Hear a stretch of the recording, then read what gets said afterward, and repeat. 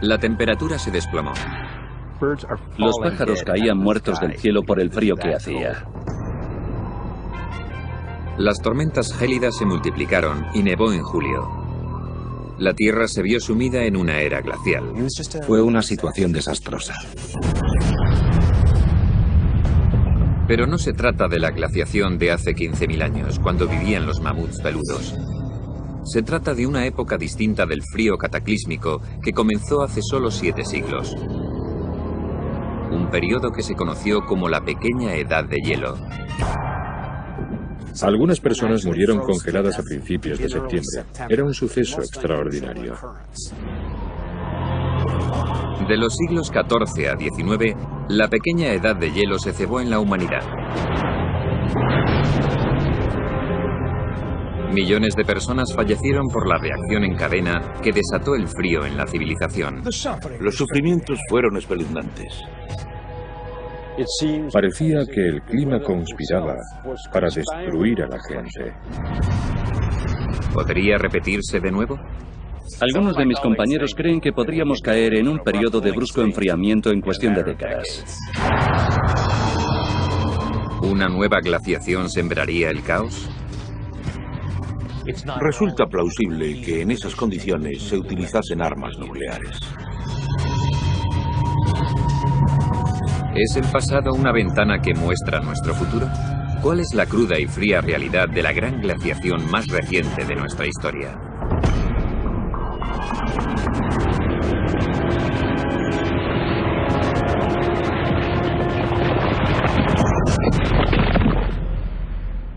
La Pequeña Edad de Hielo.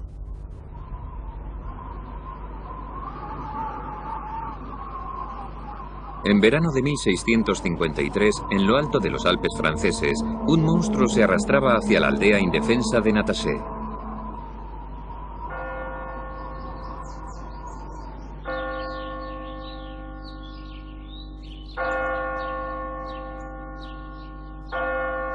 Los aldeanos creyeron que era producto de las fuerzas del mal y que solo Dios podía salvarles.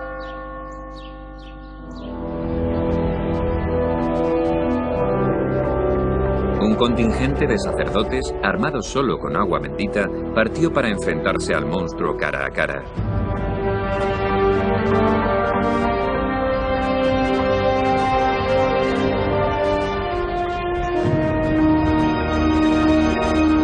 Al final, los curas tuvieron que detenerse. Ante ellos se alzaba el objeto del terror de los aldeanos: un titánico río de hielo.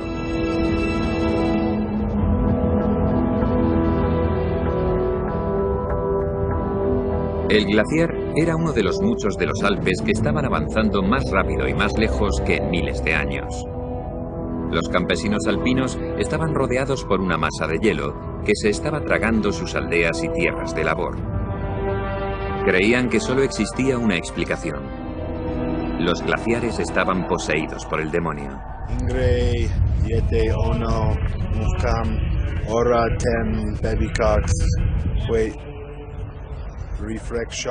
Los sacerdotes vertieron agua bendita y realizaron el rito del exorcismo. Con la ayuda de Dios, esperaban poder detener el avance devastador del glaciar. Si los sacerdotes fracasaban, ningún poder terrenal sería capaz de salvar del desastre a los campesinos alpinos.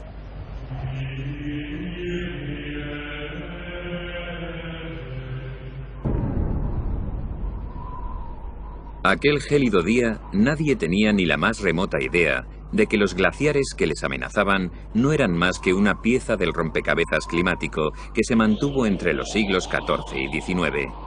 Fue una época que ahora se conoce como la Pequeña Edad de Hielo. Sus efectos fueron mucho menos pronunciados que los de la última gran edad de hielo que había concluido unos 10.000 años antes,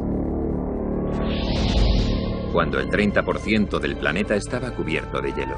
Aún así, su impacto en muchas partes del mundo fue devastador.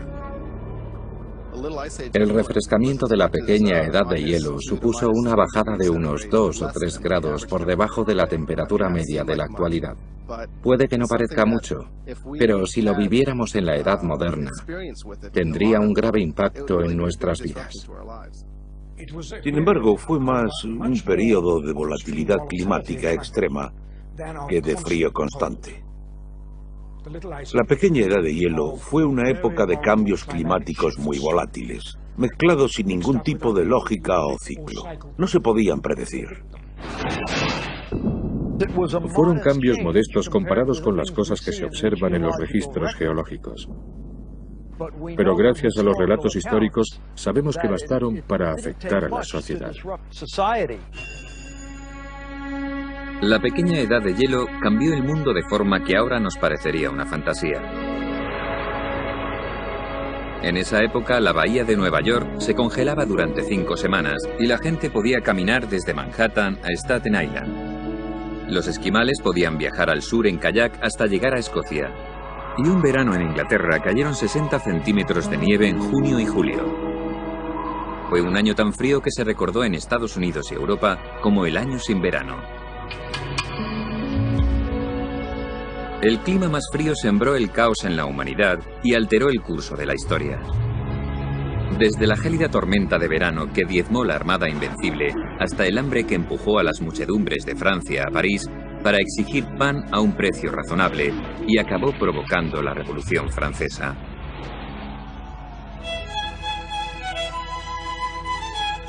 Si una teoría reciente es cierta, la pequeña edad de hielo ayudó a producir el sonido exquisito de los violines Stradivarius. También resulta sorprendente que la pequeña edad de hielo es la razón por la que los norteamericanos de hoy beben 11 veces más cerveza que vino.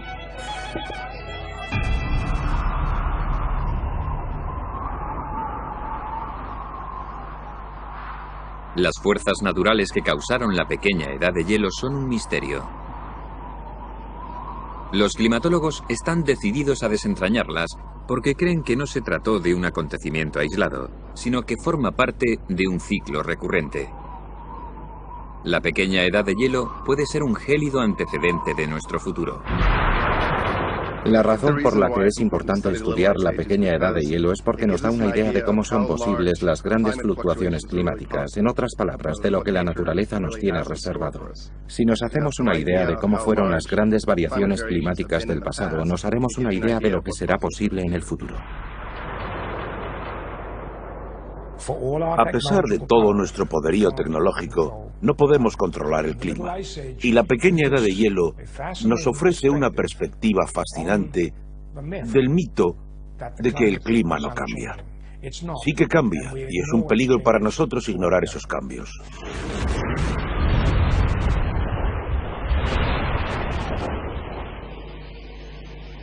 Durante décadas, los climatólogos han estado tratando de reconstruir con precisión el clima de la pequeña edad de hielo. Sus avances han sido limitados porque los datos instrumentales fiables como la medición de la temperatura y la pluviosidad se remontan a apenas hace 2 siglos.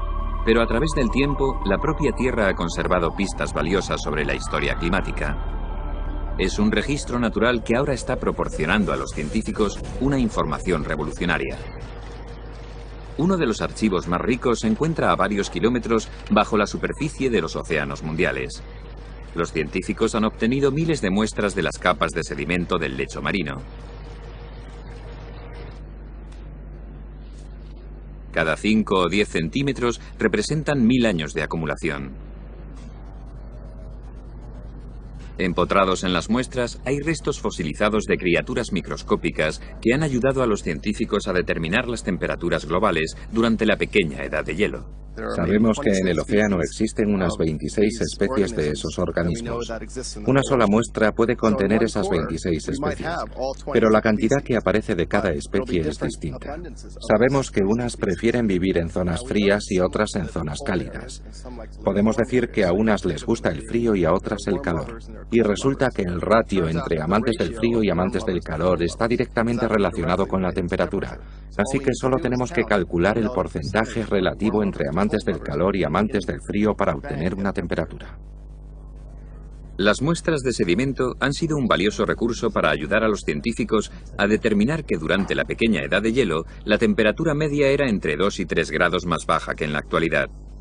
Aparentemente, el cambio apenas afectó a la Tierra.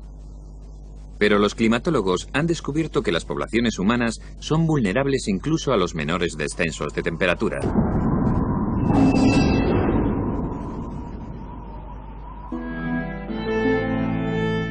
La pequeña edad de hielo se cernió bruscamente alrededor del año 1300 sobre un mundo cálido cuyo clima era parecido al actual.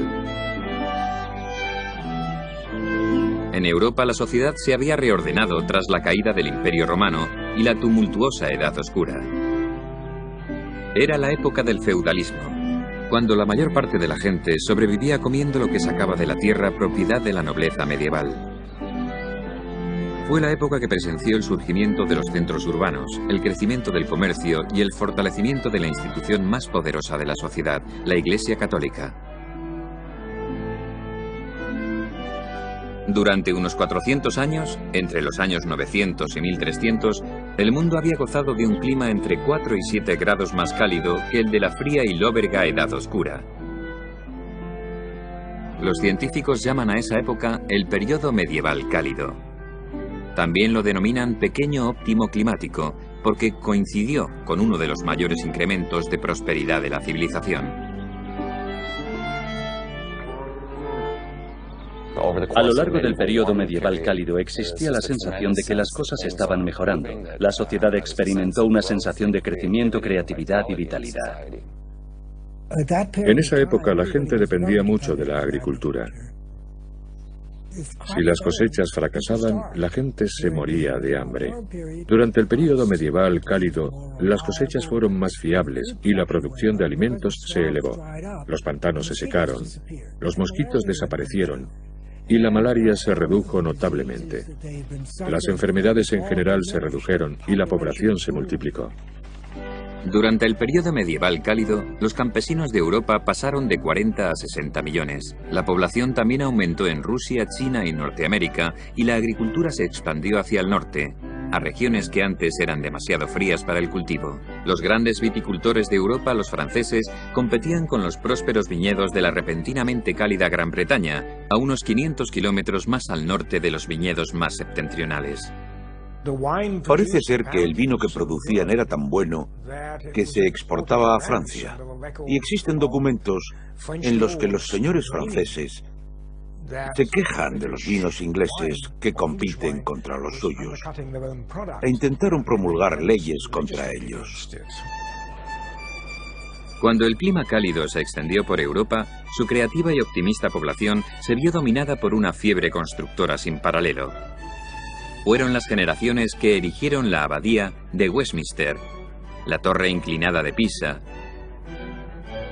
y las magníficas catedrales góticas que continúan impresionándonos. Creo que está claro que ese nuevo estilo de arquitectura que eleva la mirada hacia el cielo cuando caminas por dentro de él está relacionado con el mayor optimismo sobre la humanidad y sobre el potencial humano. Y con una sensación de optimismo mucho mayor sobre la relación entre el hombre y Dios. Sin embargo, en el siglo XIII, la prosperidad y el optimismo se definían de forma distinta que ahora. Incluso en épocas de clima maravilloso y prosperidad, el campesino medieval, el granjero medieval, vivía al borde de la miseria. La esperanza de vida rondaba los 35 o 36 años. La mortalidad infantil era elevadísima. Seguramente 1 de cada 2 niños moría antes de cumplir 1 año. Así que se trataba de un mundo muy duro, y cualquier cambio climático podía ser catastrófico. A pesar de su baja calidad de vida, los europeos afrontaban el futuro con una gran esperanza. Y en la víspera de la pequeña edad de hielo, asumían lo mismo que muchos de nosotros ahora. Que el clima que habían conocido durante siglos no cambiaría nunca. Pero pronto descubrieron por las malas que no podían competir con un simple descenso de unos grados de la temperatura.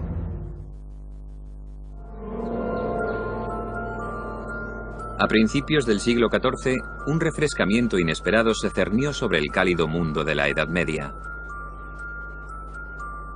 Con una velocidad brutal, en el curso de tan solo una década, la temperatura global media se redujo unos 4 grados por debajo de la actual. El cambio fue tan siniestro como sutil. La pequeña edad de hielo puso al descubierto todas las vulnerabilidades de la sociedad medieval y desató una devastadora reacción en cadena que se prolongó 500 años. Creo que la idea de que durante la pequeña edad de hielo el mundo se volvió más frío es excesivamente simplista. En el norte de Europa, por ejemplo, hacía mucho frío, pero el mundo entero no se sumió en un frío gélido.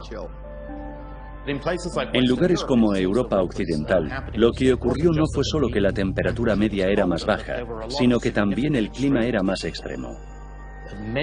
Y en muchos inviernos, las temperaturas eran considerablemente frías. Desde Noruega a Nueva Zelanda, los glaciares comenzaron a avanzar con rapidez y se extendieron más que en los 10.000 años previos. En Inglaterra, el Támesis se congelaba con frecuencia e inspiró un carnaval tradicional llamado la Feria del Hielo. Los mercaderes y los feriantes acudían al río e instalaban puestos y atracciones. El primero se celebró en 1607 y el último en 1814. La Feria del Hielo fue uno de los pocos efectos colaterales agradables del repentino cambio climático. Lo más típico eran desastres como el del siglo XIV en Europa, que constituyó el primero ligado a la pequeña edad de hielo.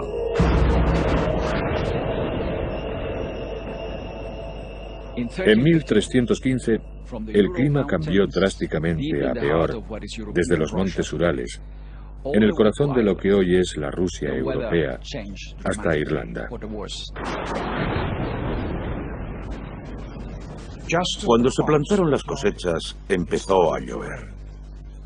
Y continuó lloviendo y lloviendo sin cesar. Y muchas de las cosechas plantadas en tierras marginales se las llevó el agua por la simple erosión del suelo. Las lluvias torrenciales persistieron durante 5 largos años. La pequeña edad de hielo fue una era no solo de temperaturas más frescas, sino también de tormentas más frecuentes e intensas. En toda Europa, las antiguas tierras fértiles se convirtieron en pozos de barro anegados y plagados de cosechas aplastadas. A la masa de campesinos cuya población se había incrementado durante el periodo medieval cálido, no le quedó nada para comer. Al final del primer año hubo una hambruna, y al final del 6.º año, 1,5 millones de personas habían muerto en toda Europa, de hambre y enfermedades relacionadas con el hambre. Durante la gran hambruna los delitos se multiplicaron. Los ladrones de tumbas robaban los objetos valiosos de los cadáveres y los cambiaban por alimentos. Los desesperados asaltaban a cualquiera que llevase comida. Cuando acabó la crisis, hacia 1320, los traumatizados supervivientes regresaron a su duro trabajo en los campos secos. Pero no supieron entender que la elección de las cosechas que plantaban continuaría haciéndoles peligrosamente vulnerables. Durante la pequeña edad de hielo, los campesinos solían cultivar cereales, trigo, cebada, avena y centeno, con los que preparaban las sopas de las que dependía su supervivencia. Eran cereales hechos a la medida del clima benigno del periodo medieval cálido. Pero sus largos tallos sobre tierra, expuestos a los elementos, los convertían en víctimas fáciles de la pequeña edad de hielo. El problema es que el grano es la parte más pesada de la planta. Y cuando hay fuertes vientos o grandes lluvias, son plantas muy vulnerables, que se rompen y se aplastan con facilidad. Y si caen al suelo, una vez que el grano entra en contacto con la tierra húmeda, ya no se puede usar. En toda Europa las cosechas fallaron esporádicamente en los siglos venideros. Y una hambruna tras otra produjo una cosecha de muerte. Entre 1371 y 1791, Francia se vio asolada por 111 hambrunas. En 1601, una hambruna mató a 500.000 personas en Rusia. En un mundo en el que había tan poca comida, la mayoría de la gente estaba hambrienta todo el tiempo. En esa época era común que las familias con varios hijos mataran a alguno para reservar comida para los otros. La historia de Hansel y Gretel es muy representativa de esa época de la Edad Media. Los padres que no tenían suficiente para comer llevaban a sus hijos al bosque y los abandonaban para poder alimentarse ellos mismos y a sus otros hijos. La gente no solía morir de hambre, moría de enfermedades relacionadas con el hambre. Los episodios de malnutrición y otras dolencias que se acumularon tras el desastre de 1315 debilitaron a la población y la hicieron más vulnerable a los estallidos de peste bubónica que asolaron Europa en la Edad Media.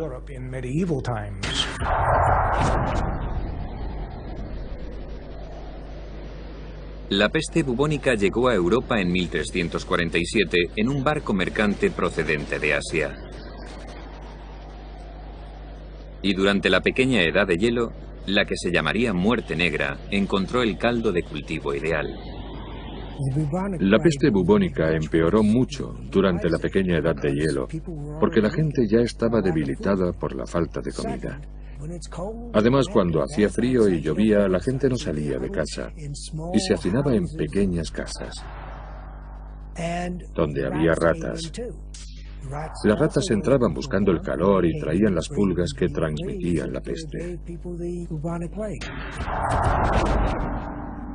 Las masas infectadas de Europa comenzaron a morir a millones. El aire se enturbió con la fetidez de los cadáveres en descomposición. Las campanas de las iglesias doblaban noche y día por los muertos. Los penitentes que creían que la plaga era la ira de Dios vagaban de una ciudad a otra flagelándose. Esas tristes procesiones contribuyeron a propagar más la peste. Cuando terminó la plaga en 1351, habían muerto 25 millones de personas, un tercio de la población. Los que sobrevivieron continuaron sufriendo persistentes hambrunas y enfermedades, muchas de las cuales se incubaron a causa de la pequeña edad de hielo. En muchos puntos de Europa, la desesperación llegó al límite. Hubo quien creyó que la climatología errática era la obra maligna de sus vecinos, a los que acusaron de brujería. Las estadísticas son espeluznantes. En 1563, la ciudad de Weissenberg quemó a 63 mujeres por brujas. En el cantón de Berna, más de 1000 personas murieron por brujas. Era histeria colectiva.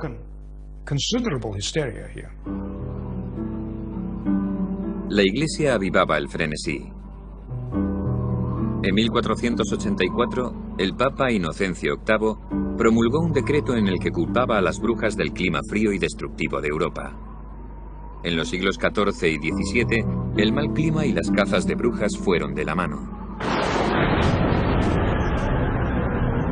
Según algunos historiadores, unos 50.000 hombres y mujeres acusados de conjurar tormentas diabólicas murieron en la hoguera. La pequeña edad de hielo sembró la muerte y el caos en toda Europa.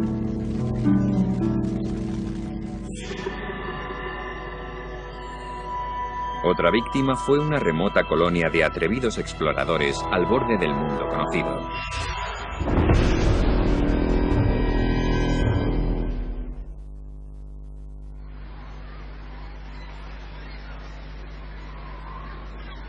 Cuando la pequeña edad de hielo asoló Europa en el siglo XIV, también puso contra las cuerdas a una colonia aislada en el límite de la frontera ártica. Una de las ironías más amargas de la historia es que el pueblo más vulnerable de esa época fue uno que presumía de fuerza y valentía. Desde el siglo X, 4.000 colonos vikingos se habían labrado una vida próspera en las abruptas costas de Groenlandia.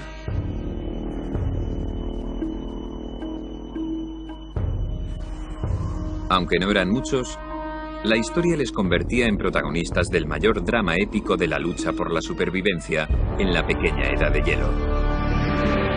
Los colonos eran la vanguardia del pueblo más temido y dominante de su época. Los violentos vikingos habían aterrorizado a media Europa y habían navegado por el Atlántico hasta Norteamérica.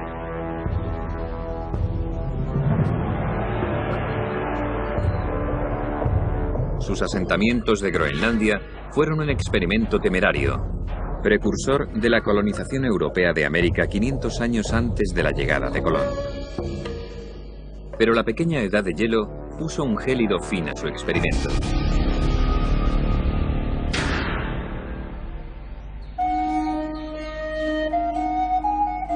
Los vikingos se habían instalado en Groenlandia en el cenit del periodo medieval cálido, hacia el año 1000, cuando las temperaturas benignas les invitaron a habitarla. Se piensa que los primeros exploradores vikingos que llegaron a Groenlandia la llamaron deliberadamente Tierra Verde en su idioma, aunque no lo fuera, para animar a los colonos a emigrar a ella. Pero es verdad que cuando llegaron se quedaron impresionados por la exuberancia de la vegetación que encontraron en los fiordos por los que navegaron. Así que tal vez el nombre de Tierra Verde en realidad describía bien el paisaje de vegetación verde, incluso con árboles. Cuando los vikingos llegaron a esta zona, se debieron emocionar, porque encontraron grandes zonas de pastos para alimentar al ganado. Y podían subir a las montañas para buscar pastos mejores, porque aquí la hierba es mejor a mayor altura. Debía ser un paraíso para ellos. Los vikingos groenlandeses dependían no solo de su abundante ganado para sobrevivir, sino también de los bancos de bacalao que poblaban las clementes aguas de la costa. También dependían de las mercancías importadas de la lejana Europa. A cambio exportaban de todo, desde pieles de oso polar a colmillos de morsa. Los vikingos, que habían empezado a abandonar los ritos paganos para convertirse al cristianismo, tenían fe en que allí su futuro era tan ilimitado como el horizonte.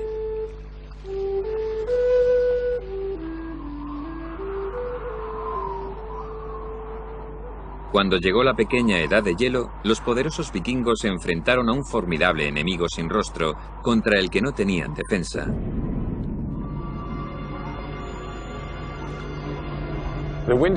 Aquí los inviernos eran tan fríos, tan extremos, que el ganado, las ovejas, tenían que permanecer dentro de los establos durante 6 meses sin salir nunca, durante todo el invierno.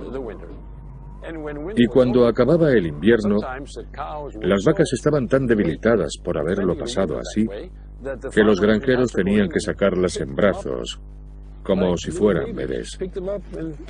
Las llevaban en brazos a los campos para que recuperasen fuerzas en primavera y verano. Cuando la pequeña Edad de Hielo se prolongó, el ganado de los vikingos comenzó a morir en cantidades cada vez mayores. Y para hacer frente al hambre, los colonos pasaron a depender cada vez más de la fauna marina de Groenlandia. Gracias a las mediciones de la composición isotópica del carbono de los huesos de las tumbas, se sabe que al principio los vikingos se alimentaban en un 80% de la tierra, porque comían un montón de cordero, y en un 20% del mar. Con el paso del tiempo, ese ratio cambió gradualmente, y al final pasaron a alimentarse en un 80% del mar y en un 20% de la tierra.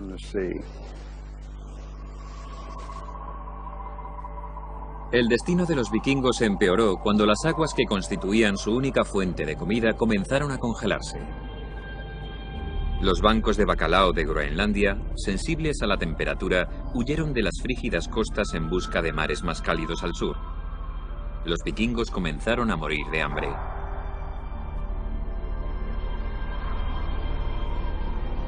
El mar de hielo finalmente terminó aislándoles de sus parientes europeos, de cuyos suministros dependían para sobrevivir.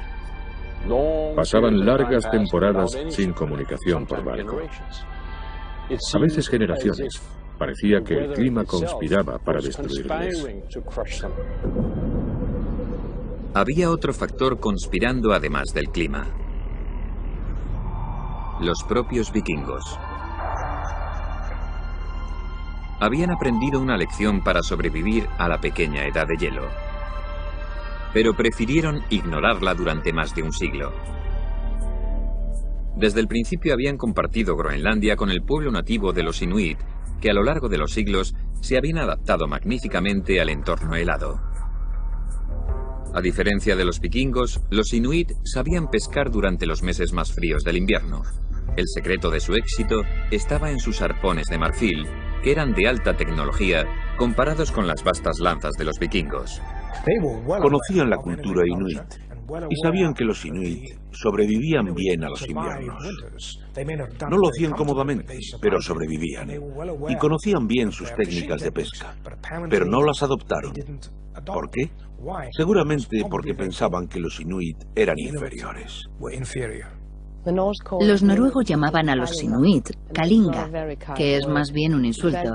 Significa gente pequeña y fea.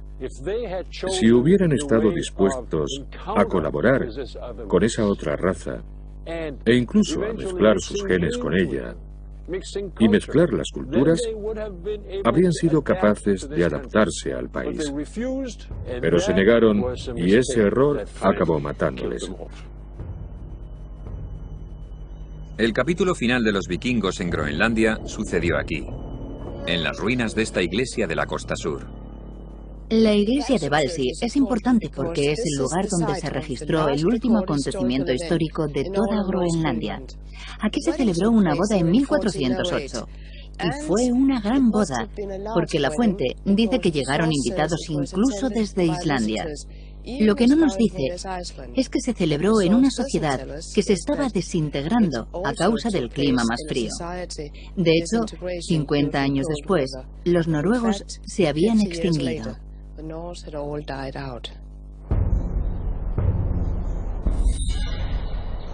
La pequeña edad de hielo acabó con una raza temible famosa por su dureza y por su espíritu invencible.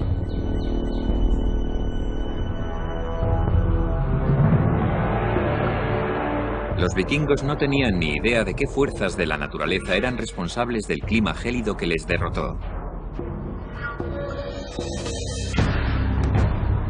Hoy, los científicos están tratando de resolver ese misterio.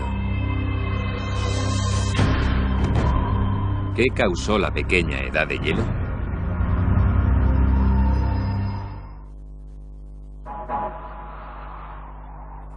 Hoy, 700 años después del comienzo de la pequeña edad de hielo, los climatólogos siguen debatiendo qué procesos naturales la desencadenaron.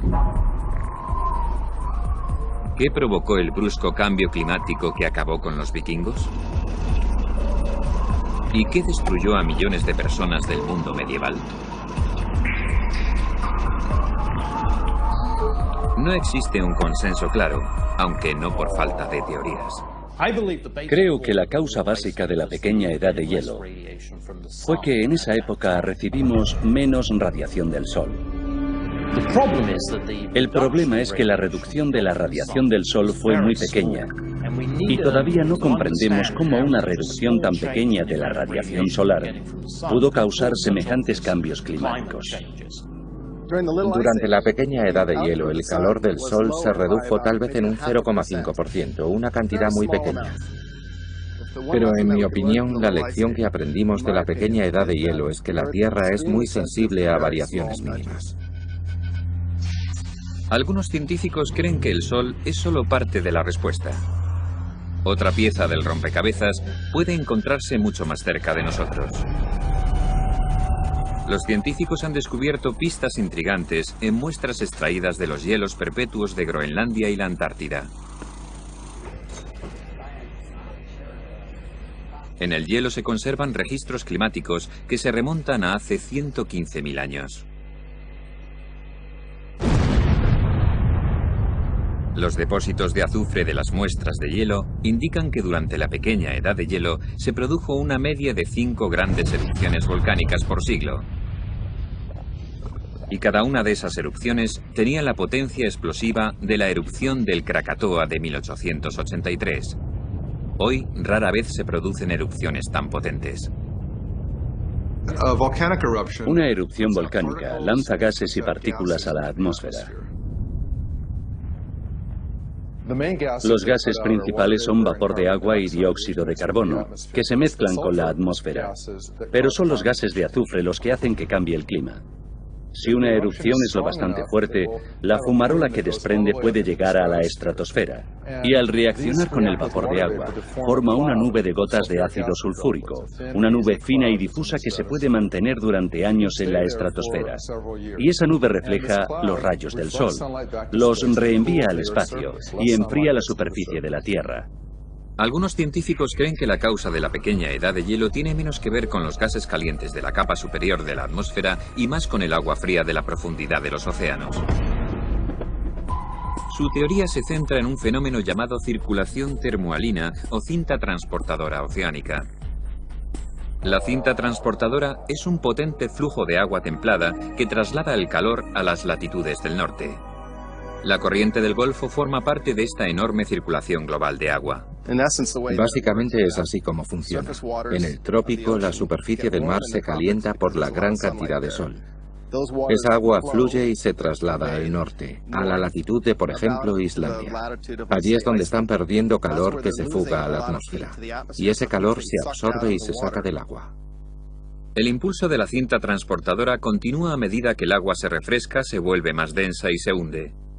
Entonces fluye hacia el sur para mantener el equilibrio con el agua templada, que fluye hacia el norte por la superficie.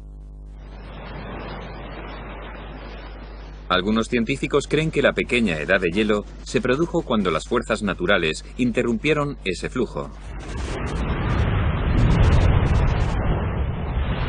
Su teoría es que el catalizador fue el flujo de agua dulce del hielo ártico que se había derretido durante el periodo medieval cálido. La razón por la que la gente cree que la adición de agua dulce puede acabar con las corrientes es porque desequilibra la salinidad de la ecuación. Si se añade un montón de agua dulce, la superficie del agua es menos densa, y por mucho que se enfríe ya no se hunde. Y si no se hunde, se detiene la corriente. Si la corriente se detuviera, el efecto sobre el clima de la Tierra, especialmente de Europa, sería enorme. El calor ya no se transportaría a la atmósfera del Atlántico Norte y los vientos dominantes del este soplarían aire frío del mar sobre el continente en lugar de aire cálido. Las temperaturas de otra pequeña edad de hielo se tragarían Europa. Los científicos no saben con certeza qué fuerzas naturales desencadenaron la pequeña edad de hielo, pero creen que saben lo que causó las 7 décadas más frías de los 500 años de la pequeña edad de hielo. Entre 1645 y 1715, a mediados de la pequeña edad de hielo, las temperaturas invernales del hemisferio norte bajaron 1,6 grados más. Los climatólogos apuntan como causa al Sol, que creen que se debilitó por un fenómeno conocido hoy día como el mínimo de Maunder. El mínimo se refiere al mínimo de manchas solares de la superficie del Sol. Cuando hay menos manchas solares en la superficie del Sol, el Sol emite menos radiaciones y por tanto la Tierra recibe menos radiaciones. Y si se reciben menos radiaciones, se produce un enfriamiento global. El enfriamiento de los 70 causado por el mínimo de Maunder dio paso a la época que presenció el avance rápido de los glaciares de los Alpes y los esfuerzos desesperados de los habitantes de Natasé para contrarrestarlos. Para el campesino de los Alpes, que se encontraba con un glaciar, era como enfrentarse a 10 excavadoras avanzando contra ti en fila, decididas a derribar tu casa.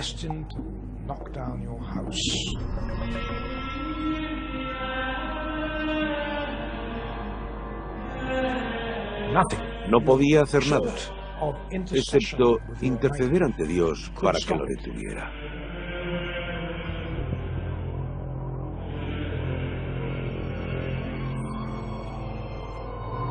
Según los archivos locales, varios de los glaciares que avanzaban se retiraron tras los ritos del exorcismo del clero.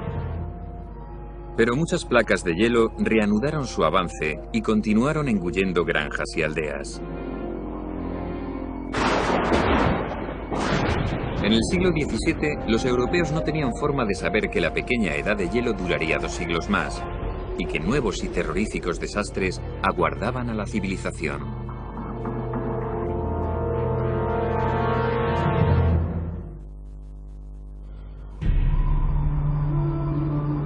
En el siglo XVII, la pequeña edad de hielo continuó su ataque implacable a las gentes de Europa.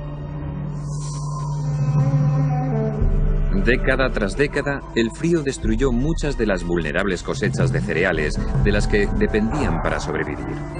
El ciclo letal de hambruna se mantuvo. Pero entonces, los agricultores más innovadores de Inglaterra y Holanda comenzaron a contraatacar. Con un gran ingenio, desarrollaron una agricultura de minifundios. Plantaron cosechas de nabos y tréboles que vendían a los criadores de ganado. El resultado fue el nacimiento de la agricultura relativamente moderna. Era una agricultura que no se basaba en los cereales, sino en cultivos mucho más resistentes al frío, la humedad y la sequía. La producción de cereales, que continuó siendo una parte importante de la agricultura, se practicó como parte de un proceso mucho mayor y mejor integrado con una estrategia que incluía al ganado. El aumento de la cría de ganado incrementó la producción de abono para sostener y mejorar la productividad de los campos. Fue un intercambio positivo entre la agricultura de pastoreo y el cultivo tradicional de cereales. Los granjeros de muchas zonas de Europa adoptaron las innovaciones y comenzaron una revolución agrícola que protegió a millones de personas de los peligros de las malas cosechas y las hambrunas. Además, Europa tenía otra arma contra la pequeña edad de hielo, aunque muy pocos lo sabían entonces.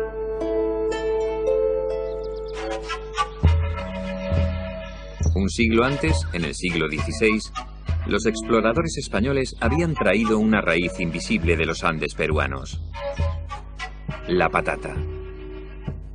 El duradero tubérculo podía sobrevivir las frías temperaturas y frecuentes tormentas que seguían azotando los cultivos de los campesinos.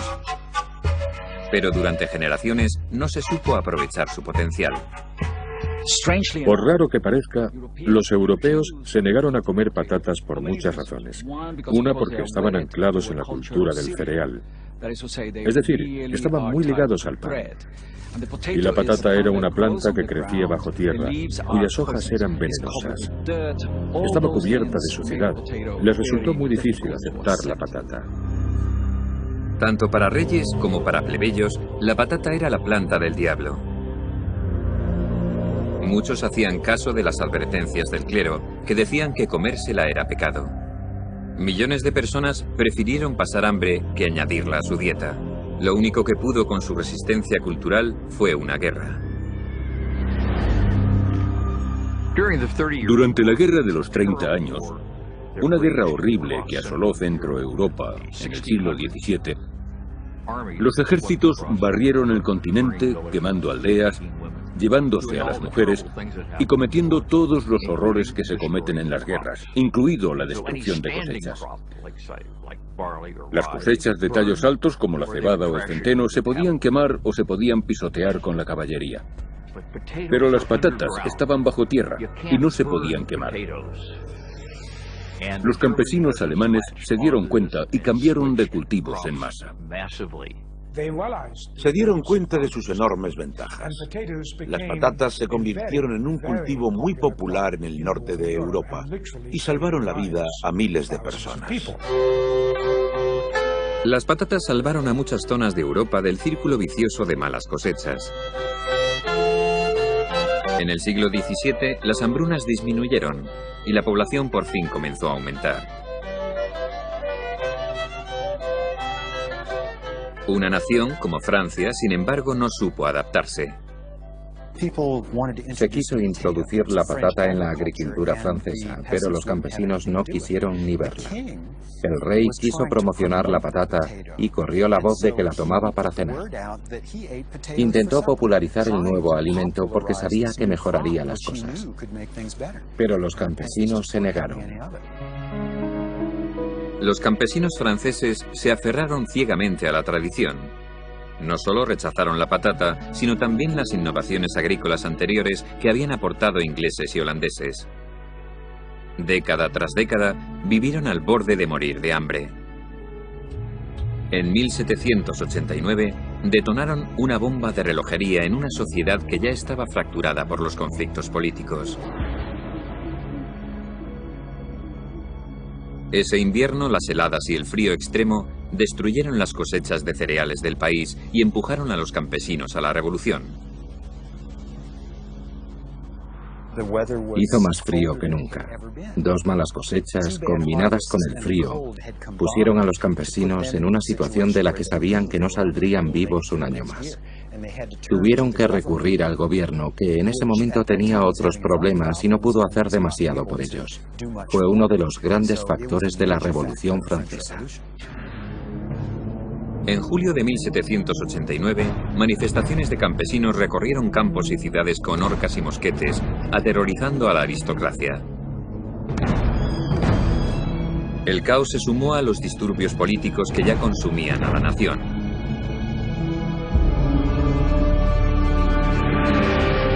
Tres semanas después, la Asamblea Nacional Francesa proclamó la Declaración de los Derechos del Hombre y del Ciudadano y puso a Francia rumbo a la democracia.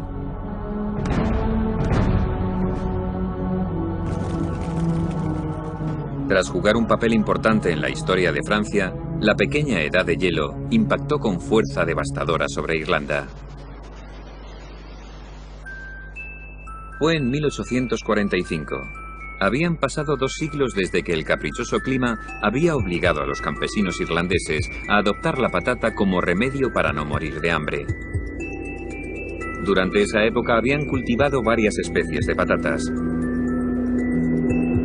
Pero por aquel entonces cultivaban un tipo de patata llamado lumper, que era el más agradecido de todos. Era una patata muy fácil de cultivar y de propagar. Se convirtió en la base de la dieta del campesino irlandés. Pero era una patata de baja calidad, muy acuosa y muy propensa a las enfermedades. La población de Irlanda, alimentada con patatas, se había triplicado en 200 años. 6 millones de irlandeses dependían de la patata como única fuente de alimento. Pero entonces una misteriosa plaga atacó las cosechas de patata y el tubérculo que daba de comer a toda la nación se disolvió en una masa negra incomestible. La gran hambruna irlandesa duró 5 años. El sufrimiento del pueblo quedó registrado en los grabados dibujados por los artistas del London Illustrated News. Niños muertos de hambre mordisqueaban hierbajos. Debilitadas por la malnutrición, miles de personas murieron de cólera y tifus. Madres moribundas con hijos muertos en brazos pedían limosna para comprar féretros. El sufrimiento fue espeluznante. Hay historias de cadáveres tirados en la calle sin enterrar en las aldeas, devorados por las ratas. La gente se encontraba personas dentro de las casas, tumbadas en la cama, demasiado débiles para moverse, porque se estaban muriendo de hambre o de disentería. Cuando terminó la gran hambruna irlandesa en 1851, la destrucción había sido incalculable. Se estima, y es un cálculo conservador, que 1,5 millones de campesinos irlandeses murieron en la gran hambruna. Se conoció como la Gran Muerte. Pero no todas las consecuencias de la pequeña edad de hielo fueron catastróficas. Si una teoría reciente es cierta, puede que ayudase a fabricar uno de los instrumentos musicales más exquisitos.